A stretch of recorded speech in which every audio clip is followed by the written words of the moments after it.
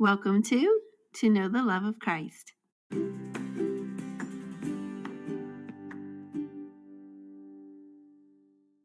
Hi, and welcome back to Know the Love of Christ. If you were with us on the last episode, then you know that we finished up Mark chapter 1, verses 21 through 45, looking at Jesus' first recorded miracle, his preaching, and his authority. Today, we will be looking at Mark chapter 2, verses 1 through 17. So at this time, if you would like, go ahead and pause and read those verses. All right, let's go ahead and dive in.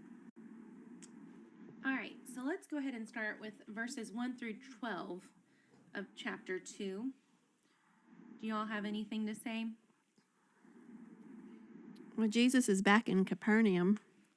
Last time he was here, he was doing a lot of healing. So now he's teaching and preaching, which I thought was neat. I never noticed that before. Brittany? The first things that I noticed when reading verses 1 through 12 was the paralytic, and he's being carried by the four men. And they opened up the roof. And most times when I read this, when I've I guess maybe sat in assembly or have been taught this particular passage by other teachers, I often hear them say, they talk about the four friends. They make the emphasis on the four friends more than they do the paralytic, and they turn it so that it can be taught about friendship of some sort. Like everybody needs to have a friend like this paralytic had, and the fact that they were willing to claw open the roof of someone's house to let this man down in there. And when I was reading, I was like, that's a good point. But when we look at verse 5, what I notice is, it says that Jesus saw their faith, and he said to the paralytic son, your sins are forgiven. So yes, we notice the faith of the four men, but we also know that notice the faith of the paralytic as well. I don't think we should discount the paralytic either, and the fact that he had to have some form of faith on his own in order for Jesus to heal him, and in the manner in which he did. So it wasn't just about the four friends; it was the paralytic as well. So that's kind of what I had noticed. He had to have enough faith to convince his four friends to do what they did. Yeah, and I thought it was interesting because when we look at it, that verse where he talks, verse 5, it says Jesus, when he saw their faith, and he started talking to the paralytic. And really, the next verse, verse 6, it starts talking about the Pharisees. And, I mean, we know this because we live later, but at that time, they would have been, obviously, they're the religious leaders, so people would have thought, like, that's who should have the faith right there. And it's this stark contrast. Verse 5, you've got these faith of these people. We have no idea, but we know that they're not priests or any, well, we don't know that, I guess, but we can assume that they were just normal, everyday people. And then you look at the religious leaders of the day in verse 6, and they are in their hearts calling Jesus a blasphemer, and they have no faith. Mm-hmm. And that is, I don't know. Jesus always notices faith, though. You think about the Syrophoenician woman in Matthew 15 or Mark 7, which we'll get to that later, so I won't talk about that. And then the centurion in Luke 7, and he commends their faith, and it's not someone you'd ever expect. But I thought, like, Jesus sees our faith too. Does he marvel at my faith? Yeah. Does he say, look what she's been through? Like, wow, her faith. Or is he like, oh, you have little faith. Why are you doubting me? Like he often did his disciples. Yeah, another thing along that is I thought of James 2:17, thus also faith by itself, if it does not have works, is dead. So we hear his word, he's called the word in John 1:1. We hear his teachings, and the reaction to that varies. So it could be, one reaction is what these 5 people did, and another reaction is in verses 6 on, they're combative, they're, doubting, they're accusing Jesus of blasphemy. So verses 8 through 9, it's interesting, like the battle belongs to the Lord. He knows the motives of their hearts. He also shows his authority to heal in that verse, in verse 5, but he shows his authority in verses 10 through 12 to forgive. So he's got the authority to do what he wants to glorify God. Also, if you look at verses 6 through 8, where you go through the whole dialogue of Jesus knowing what they said in their hearts, I always thought that was kind of interesting. They weren't amazed at that. Yeah, I know. You can read my thoughts? Because that's what I would have been thinking. But when I looked it up, it said that most Jewish teachers believed that prophets were given this knowledge. Well, we were talking about the paralytic and the faith that he and his friends had, and I just thought, if I were in the position of the paralytic, how embarrassed I might maybe be, or not even embarrassed, but the inconvenience, because at this point, we don't know if anybody else came to be healed, because based on what we read in verses 1 through 12, it seems as if a lot of people were just coming to hear his teaching. Now, obviously, people could have come to be healed, but we don't read that. We only, in this particular verse, we only read about the paralytic. And I just thought about putting that in practical terms today. Are we willing to be embarrassed for the cause of Christ? You think about being inconvenienced for the cause of Christ, and the call of discipleship. I know it's in Matthew and also in Luke. I think it's Luke chapter 9. I'm not exactly sure the verses, but basically where Jesus tells the people, the foxes have holes and the birds have nests, but the Son of Man has nowhere to lay his head. And you got to think about the inconveniences and the different things that it's going to cause us or cost us to follow Christ. Sometimes you might be embarrassed. Sometimes you might be the sore thumb sticking out, But if you believe that Jesus is capable of what he said he can do, if you believe in that and you have the faith like the paralytic and his friends did, none of that would bother you. Or if it did bother you, because we are human, if it did bother you, you wouldn't let it stop you. Mm-hmm. You know what I mean? So that's something else I kind of thought about when reading and kind of thinking on that passage. Right, and not only did they inconvenience themselves, they inconvenienced others. Yeah. But we don't see the others grumbling about it. If someone came and tore up your roof, from what I found in the research that I did, the people that tore up the roof would be responsible for fixing that after the fact. And it depends on what kind of house it was. But we can assume, it's probably a one-story home if they lowered him right into the room. But not that we are looking for reasons to inconvenience others, but do we, feel okay inconveniencing others? And the church wasn't established at this point. So, I don't know that we can draw that parallel there, that this would have been the church. They were inconveniencing, but they were inconveniencing people who were at least curious about Jesus. Right. People that were seeking, most likely. Yeah. So, as brothers and sisters, are we okay with others inconveniencing us, calling us at 2 a.m.? We live next door to the church building, so we've gotten calls like, hey, can you let people in for a baptism? Hey, can you do this? Can you do that? And, we don't mind. We've never really minded. But every now and then it is a real inconvenience. Whoa, we're going to have to do some workarounds to get home in time, or we're going to have to cancel something. But, when we think about it, it's always a blessing to do that. It's always a blessing to see someone, become a Christian or to help someone in need. Yeah. But do we look at it that way? Yeah. Sometimes you don't think about stuff like that, I just think about Hiram, and there have been times where he's been called 10, 11 o'clock out at night, because somebody's going through something. And we all need to lean on each other, but keep each other encouraged and help to keep each other accountable and different things like that. But, sometimes I really have to check myself, because the carnal side of me says, you don't need Hiram Kemp at 10, 11 o'clock at night. There's nothing he can do for you. Whatever problem you have, I think you might be good to figure it out on your own for the next couple of hours. But the spiritual side says, if it were Jesus, he would go. And my husband is trying to walk in the steps of Jesus. So he should go. He needs to go, you know, as long as it's not a dangerous situation that we're walking into here. Yeah. 'Cause- And to break apart this roof was not an instantaneous thing. They had to have been making noise. They had to have been tearing it up for quite a while. And Jesus just stood there and watched. He didn't Yeah. say, "Oh, wait, hang on. What you doing? I'll come up there." Or he just watched them act out on their faith. Yeah.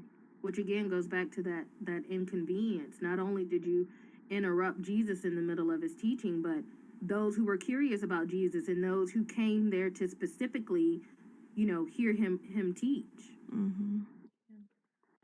All right, so moving on, let's go verses 13 through 17, which here, this is where Levi is called, and Jesus goes and eats at his house, and the Pharisees call him out on it. And that's where we're at.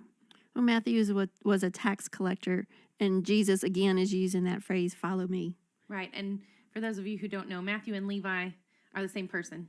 Oh, sorry, I didn't You're fine, I realize. said Levi. Well, that's how it is in a text. Yeah. But yeah, Matthew, Levi. So being a tax collector, he was hated by his own people, probably his own family, but Jesus wanted him. It goes to show you that you're not too far gone. You may be hated by the world, but not by Jesus. Right. Well, when you think about Levi or Matthew, whichever you prefer to call him by, he was seen as a sellout. Mm-hmm. Like you're a Jewish person, and you're willing to work for the Romans, and not to mention, like, although he was a sellout, he was probably a very wealthy sellout too. Mm-hmm. He had money, and so I just think about people have seen him as outsiders, but I just thought, putting that into practical terms today, you don't really know what caused him to want to become a tax collector. Maybe he felt like he was really good at it, or it possibly could be too that this was the only way he could really make a living for himself, to be able to take care of himself. Now, in the process of that, you're right, Dee, he probably lost family, he probably lost friends. Obviously, we know he lost the respect of the Jewish people because they despise tax collectors. I mean, he's almost like a leper in his own way, like we just have no dealings with them. But I also think it's amazing too how Jesus just says, "Follow me," and he just leaves and he just goes, and I'm like, well, and I every time we talked about this too, about follow me, and I don't know if we mentioned this before, but it just really made me think, like, the Bible tells us nothing very detailed about the look of Jesus. And so I just really keep trying to wrap my head around the fact that what was so intriguing about Jesus that it just made you want to leave probably a wealthy job behind and everything else that at this point to follow. Like, what made you want to leave and just go up and follow him? Like, it doesn't even seem like he had a second thought about it. Like, what I don't know. I can't wait to get to heaven to see Jesus for myself. But I really just can't, like, what was so intriguing about him that it's like, he told me to follow him, so I'm going. No questions asked, no hesitancy. I'm going. That just always. And he said it. He didn't ask it. It's like, "Follow me." Yeah. So it's like this authority about him. Yeah. Like, did he see the same thing as the fisherman did? Mm-hmm. Yeah. Right, and what I found, speaking about tax collectors, is that not all tax collectors work directly for the Roman authorities. It said that some of them might have been like customs agents charging import duties on items brought through the town, and for those kind of things, and I think also with farming taxes, like the money would have stayed locally, so it wasn't as much of a betrayal, but it was still a betrayal because they were taking your money. Even if these people didn't skim off the top, the taxes were so exorbitant that it wouldn't have mattered. But I did find something that I hadn't heard before that said that some of the tax gatherers were brutal, and they were free to search anything if they were assessing property, except for like physically doing a body search of a Roman woman. But some of them would go as far as to beat elderly women in order to get them to tell them where like their sons had gone to evade taxes. And it said that sometimes a whole town would move. Oh Literally my. pick up and move to evade the tax Wow. gatherers. Really? Yeah. Wow, that's I was extreme. surprised at all that, but I didn't even think about it. I just thought, oh, you know, like you hate the tax man. But no, like these people, they took it a little too far a lot of the time. That doesn't mean that Levi did or Matthew. It doesn't mean that. We don't know that about him specifically, but that would have been seen as a possibility for a tax collector. They were just despicable. And that's why they are equated with, the lowest of the low. From what else I found, the Pharisees and the tax collectors, the modern teachers of the time would have pitted them against each other illustration-wise, like the model of piety, of righteousness. The highest you could go would be a Pharisee, and the lowest you would go, the worst you could be, like no piety, would be a tax collector. If you think like preachers today, and do that. Well, maybe they don't do that. No, Hopefully they don't. No, do that. let's hope not. But like we compare different types of people in society. Mm-hmm. And I thought that was interesting. But I mean, when I look at this chunk right here, like we talked about it before in a different episode, Mark's presentation of the gospel is shocking. It's challenging to the readers. Like as far as like culture and religion, the fact that he puts an account of demons in the synagogue, that would have been shocking to them.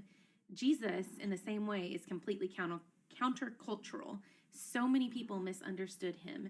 The Pharisees would look at him and think, like, why isn't he thinking like us? Like, why is he eating with these people? Because they took everything to the nth degree. And for them, they had certain rules about eating. And it wasn't just that they didn't eat with sinners. They didn't eat with people who didn't hold those same rules as them because they didn't want to, filth. What's the word? Not filth.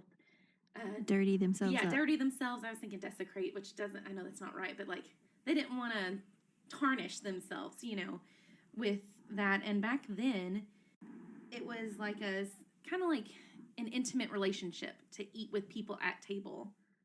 That it wasn't just like, oh, we're at a restaurant and you look friendly, come sit with it. Like to eat at someone's home was very intimate. And they are like twisting the principle here that instead of avoiding being influenced, they're going to they're avoiding influencing others. It's like us saying like, well, we're just not going to be in the world. We're going to live to ourselves and we're not going to associate with those people. But because he was a religious teacher, he obviously should have agreed with them. Right. In their minds. But I also thought it was interesting that they ask the disciples here why he's doing it. They don't ask Jesus directly.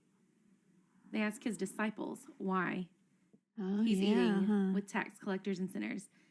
And we're going to move on in the next episode. And they ask him about his disciples. It's like they can't directly...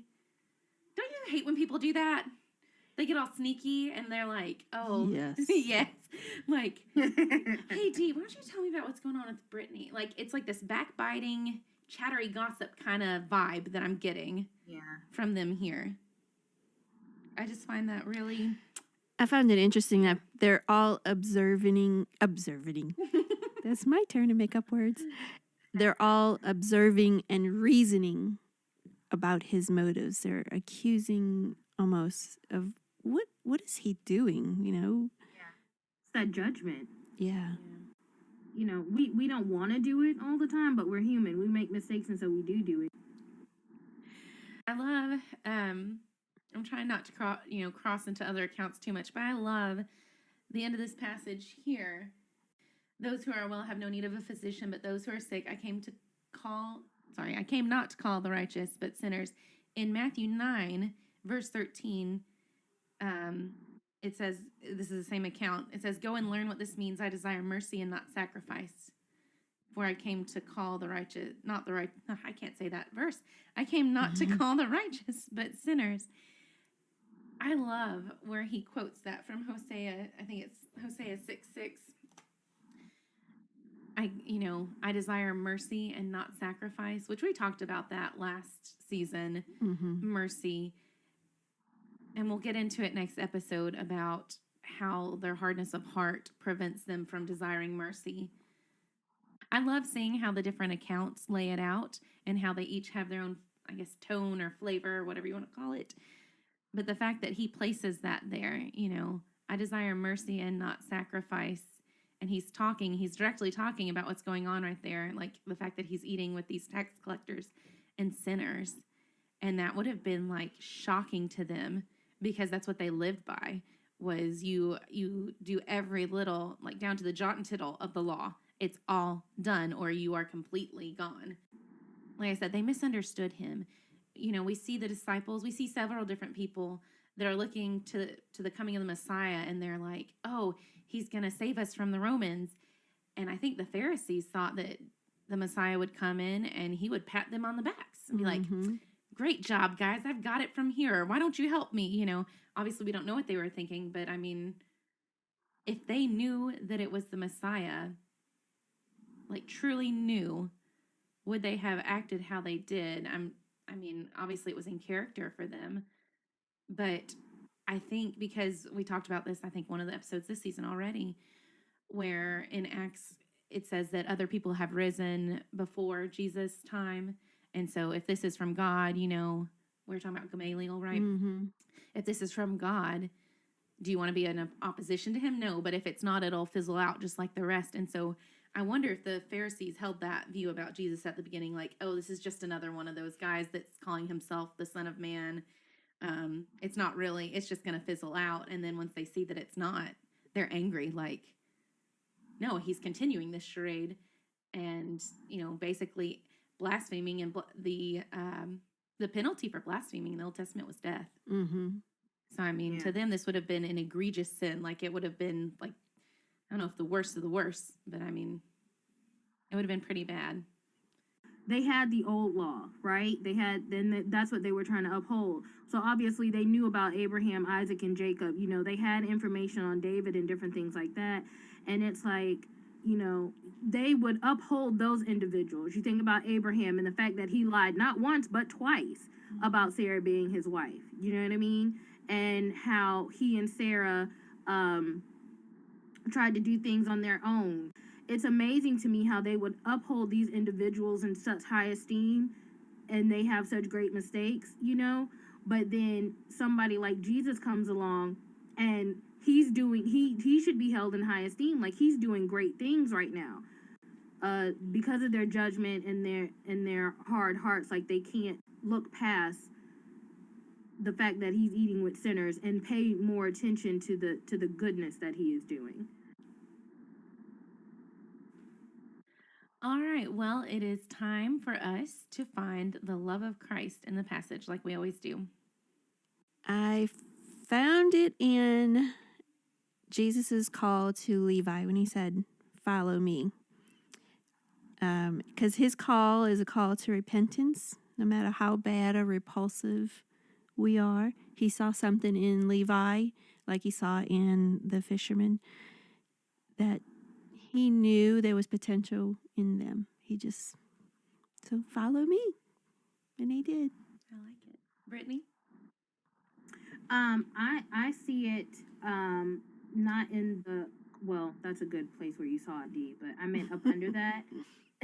when he goes to Matthew's house and he's eating with the sinners and everything, that's where I see the love of Christ, because to love Christ is to love your neighbor as yourself, no matter where they come from, no matter what they look like, and I think that's just a great reminder to all of us, because I know there are times, I will speak for myself, that I have been guilty of, judging individuals before I actually get to know them, or feeling like we just don't look the same, we don't talk the same, like there's no way we're just going to be, friends. And immediately when I see my brethren, I should never think anything like that. I should always want to assume the best of anybody. And furthermore, never forget that just like Matthew was despised for, for being a tax collector, and just like Jesus is sitting at the table with these sinners, I was one of them at some point. I wasn't born saved. You know what I mean? Like,